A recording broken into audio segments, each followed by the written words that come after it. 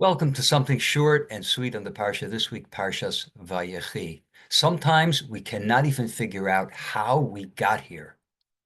Yaakov Avinu was brought by his children to be buried in the cave, the Maras HaMachpelah, and Esav shows up. Esav wants to know, where are you going? They say, to bury our father in the cave. He says, there's no room left in the cave. There are two spots left for this generation. One was taken by Leah, and one is for me. They say, no, don't you remember the lentil deal? Our father bought it. They said, your father bought the Bechorah. He brought the extra portion of the birthright. Now we're equals. And this burial spot is for me. They say, no, Yaakov Avinu specifically bought it. He piled a whole lot of money down on the field. Don't you remember? Say, nothing doing. You have to prove it. Oh, we could prove it. We have a deed to the land. Where is it? It's back in Mitzrayim. So they send Naphtali, the fleet-footed son. They send him back to Mitzrayim. It's going to take days. It's going to take weeks. All of a sudden, says the Gemara, a grandson, Chushim, the son of Dun, steps forward. The Gemara makes the point of saying that Chushim is deaf, so he doesn't know what's going on. So he motions to them and he says, why is the burial delayed? They say, because Esav, what does he have to do with it? And they start explaining it to him. And he says these words, Avi Abba mutal bebizoyim. My grandfather is laying in disgrace, and you're negotiating, and you're going to wait weeks for Naphtali to come back. He takes out a staff, and he smacks Esav. And the rest is history. Yaakov Avinu was buried there. And the Bali Musar ask, why was this left for Chushim ben Dun to take action? We're not going to deal with the question of, was he correct or was he incorrect? The point is that everyone else was letting it happen. Avi Abba muto bebizoyon. Yaakov Avinu's body was laying there, you should excuse me, to rot. And Chushim took action. Why was it only he? So Reb Chaim Shmulevitz says that it was specifically because he was deaf. Everyone else was listening to the negotiation. Esav comes, says, what are you doing? They answered him, oh yes, oh no, back and forth. Slowly but surely, the children of Yaakov and the grandchildren of Yaakov, they acclimated themselves to the idea that their father was not going to be buried right away. The only one who wasn't slowly lulled into complacency was Chushim. He was in the back. He was deaf. He couldn't hear what was going on. He steps up and says, are you guys kidding? Whack! He takes action. And so says Rav Shmulevitz so many times in life. This is what happens. We slowly get lowered into the abyss. We slowly get lowered into a situation which we would never conscience. There's another horrible example of this in the Hanukkah story. There's a medrash that tells us how the revolt began. It was the day of the wedding of Yehudis, the sister of Yehuda Maccabi, the daughter of Matisyahu. She was going to get married. And you know what was going to happen to her. Because at that time they were practicing the horrible, horrible violation of the right of the first night. A Kala bride had to submit herself to the local emperor or general. And she was going to get married, but she was going to be violated. And she was the daughter of Matisyahu, the sister of Yehuda Maccabi, and she was one tough young lady. And she says, I'm not going to do that, but how am I going to get around it? So she says, I'm going to fix my brother's boat. And the day of the Shabbos Kala, she decides that she's going to walk in to the party with clothing that was a little bit immodest. a little lack of tznius. Maybe there was a button open. Maybe the skirt was a little too short. And for the daughter of Matisyo, who would have been the Kohen Gadol, had there been a Beis Hamikdash functioning, this was a tremendous affront and a tremendous offense to the brothers.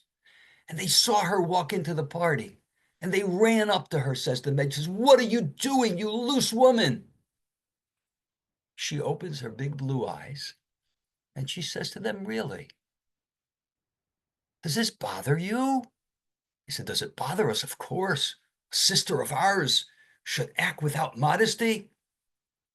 She says to them, "Okay, what about what's going to happen to me tonight?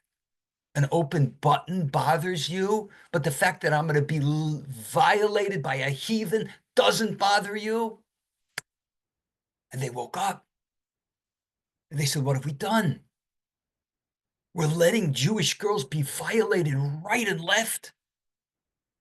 We're allowing a situation where there's no service in the temple. We're allowing a situation where Jews can't study Torah, can't do mitzvahs. We're allowing a situation where assimilation is running amok, where there are Jewish towns that didn't look any different from their Gentile neighbors. Are we allowing this?" And that's when they took to the hills. And that's when they picked up the sword. And Matisyahu famously said, "Mila Hashem Elai, who is for God, who's with me." And the rebellion was born. Bravo, Yehudis. What did she do? She woke them up. She realized that they had been lulled into a sense of complacency. It didn't happen overnight, but slowly but surely, they got used to a situation which was completely untenable, which was completely horrible. It didn't take place right away. It was a slow decline. And she realized that she had to show them how horrible the situation was, and that inspired the revolt. This concept, this situation happens to us all the time in everyday life. Because of situation, because of life circumstance, we slowly but surely find ourselves doing things that years ago we would have not been able to believe that we could do these things. Other people perhaps looking at our life, or we looking at other people's life, we can't believe, like, how did this happen? People have such ideas, they habituate to things, they acclimate to things. We have a tremendous, and it's a positive thing, that we're able to get used to things. If we weren't, things which are incredibly hard in life, we wouldn't be able to handle. But on the other hand, when it comes to spirituality, when it comes to our avodas Hashem, very often we use this in a way which doesn't serve us well. A person wakes up one day and he realizes he hasn't gone to davening in shul during the weekday for years. How does that happen? He's an observant Jew. He does this right thing. There's a halacha in Shulchan Aruch. The halacha says, "Yishtadel adam," a person has to try his level best to daven with the minyan at all times. So how is it that years have gone by? I haven't gone to shul once during the weekday. How does that happen? It slowly happens. A person has a large family, can't make it for mincha, stops going to mincha, and it devolves slowly but surely. And there are so many things that happen like that with our observance of Shabbos, with our studying of Torah, situations and practices that years ago we never would have dreamed. And it didn't start this way. Immediately, there was a slow evolution into this sort of thing. And until it's brought up to us in a very strong light, such as it was brought about by Yehudis, we don't even recognize it. Tomorrow is Asar B'Teves.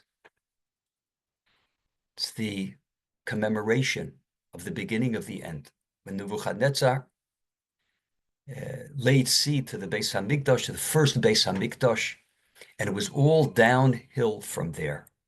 It's a day of great awakening. It's a day when we look at our situation in the Golus and we say this is not the way it's supposed to be. Fast days were made for our people, for each and every one of us to introspect and to say, how can I break out of this? How can I be better? How can I be a lot better? How can I change my situation, the situation of my family, the situation of the world? We live in a time which is absolutely untenable. The situation of the war in Israel, it is mind-numbing. And it's for us to wake up to the situation.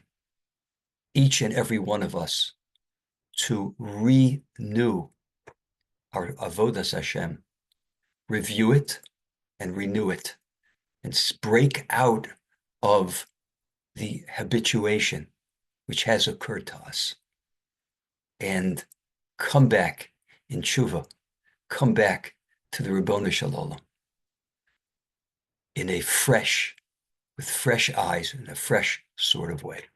Thank you so much for listening. Have a great Shabbos.